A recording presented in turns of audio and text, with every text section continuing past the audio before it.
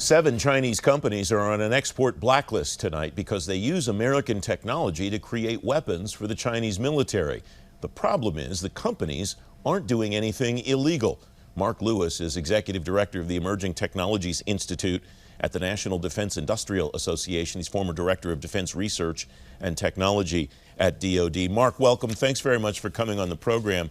The Washington Post wrote about this problem recently in this way. In 2014, the Air Force released an unclassified report on the technology of air warfare that included hypersonics. The Chinese read the American research. Their scientists began showing up at U.S. conferences. They started investing.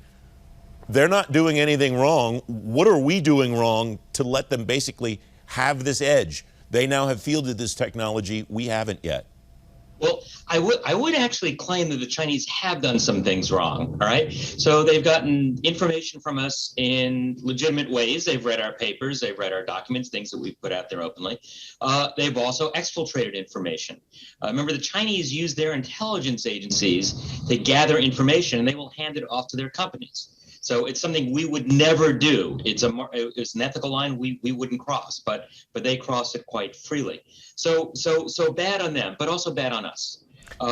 We have frankly allowed, in some cases, our technology to fall into others' hands, and in some cases, we just have taken a leisurely pace in development and allowed other countries to step up their development and either approach our capabilities or, in some cases, exceed them.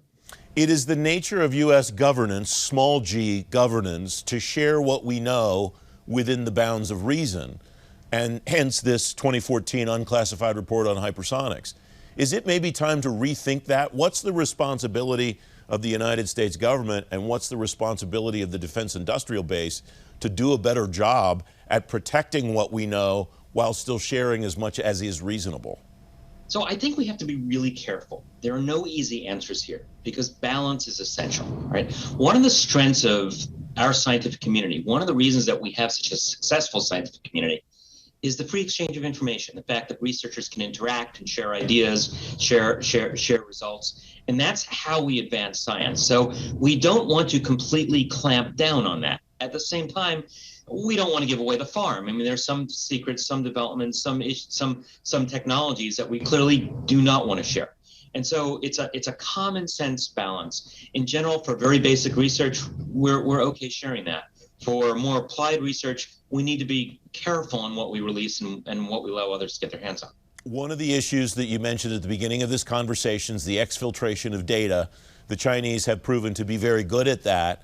Are we taking the right path to trying to protect what we have, both in government and in the DIB, to be able to slow that, or if we can't stop it altogether?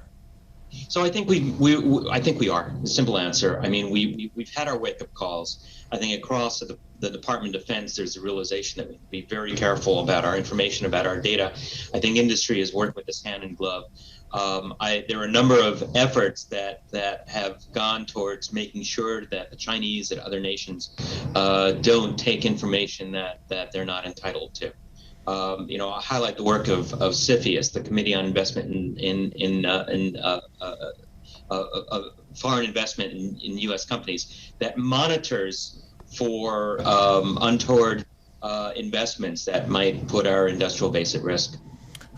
Back to hypersonics. How do we catch up? What do we prioritize? We're starting to see the services indicating they're testing this technology, ready to field it within the next couple of years. So it sounds like we're closing the gap. Are we on the right path to doing so, in your view, Mark? So I actually think we're on the right path. Hypersonics is, as you point out, a very frustrating area because it's an area that the United States always led in. It's in an area that we invented, we developed, we did all the fundamental research, and then we allowed that lead to slip away. And in large parts because of decisions that we made, or in some cases decisions that we didn't make. I always point out in 2010, we flew the first X-51. That was the Air Force's hypersonic flight test vehicle. It's now 2021, and we haven't really flown the next jet-powered hypersonic system, and that's because of the relatively leisurely pace that we took. So I think across the department, there is a sense of urgency. There's an understanding that we need to step up. We need to be accelerating our pace. All the services have stepped up to this: the Army, the Navy, the Air Force. We've got a roadmap. Mike White, who's the principal director for hypersonics, has developed, I think, a very well-conceived, consistent, logical, coordinated roadmap, and we just need to press on with it.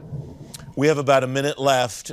What lessons do we learn from the hypersonics journey that we're on, falling behind and catching up again, that can apply to the next great technology that comes down the road, or the next 2 or the next 5 great technologies that come down the road, so we don't make the same mistakes again, Mark?